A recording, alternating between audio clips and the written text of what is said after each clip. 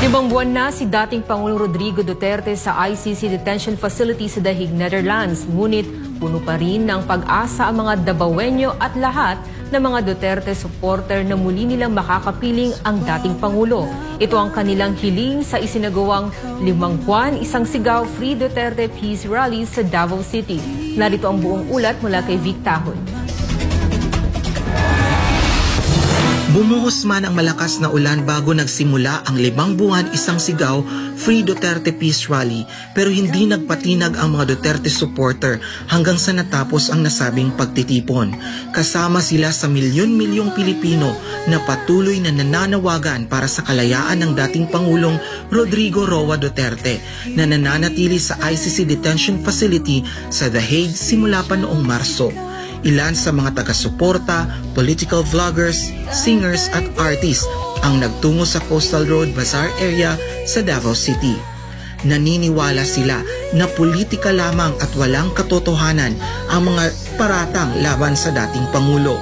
Karon tanaw na ko murag karon ang pinakamingaw na kadayawan. Karon pa wala katambong si Tatay Digong. First time. Anyway, atong sugdan ni nganong nanginggit man akora. Atong sugdan ni ngano napriso man si Tatay Digong. Ang tinuod ani politika lang, no? Gusto sila magdugay sa ilahang pwesto. Naghimo sila PI, hinungdo mo sa PI, People's Initiative. Og natayon tong People's Initiative, wala na'y election mahitabo. Sila-sila lang dito sa Kongreso mamili og Prime Minister. Wa mo sugod si Tatay Digong, ni barong si Tatay Digong. Nagpapasalamat naman ang mga apo ni FPRRD na ngayon ay sumusunod sa kanyang yapak sa politika na sina Davao City Vice Mayor Rodrigo Rigo Duterte II at Congressman Omar Duterte sa lahat ng mga Dabawenyo na walang sawang sumusuporta kay FPRRD at sa pamilyang Duterte.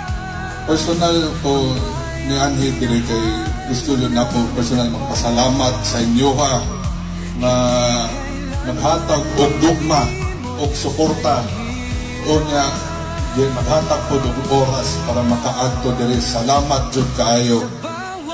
O palakpakan inyong sarili kay ang inyong gibuhat dakong respeto jud na sa ato atanan. O niya sakit man una-unaon na 5 months na naka-detain, illegally detained si Presidente Rudy sa The Hague. Pero magpasalamat yapon ni pamilya Duterte kay kamutanan nga naa diri karon. Sukad-sukad wala jud ninyo ni gibiyaan. So salamat na lang kita karon kay gina-question na ang gobyerno. Dito mo sugtana kanang ani lang wala inyo normal dili ni tama. Dumalo rin si Senator Bongo na nagsabing mahalaga ang pananalangin para sa kalusugan ng dating Pangulo at ang pagpapatuloy ng laban para sa kanyang kalayaan. Kaya hangyo lang ko sa inyo, huwag mo tayo tumigil na ipaglaban si Tatay Digong. Ako, I am for peace and unity aning kalibutan na di ko gusto samok pero importante sa ako makauli sa si Tatay Digong dire sa atong nason.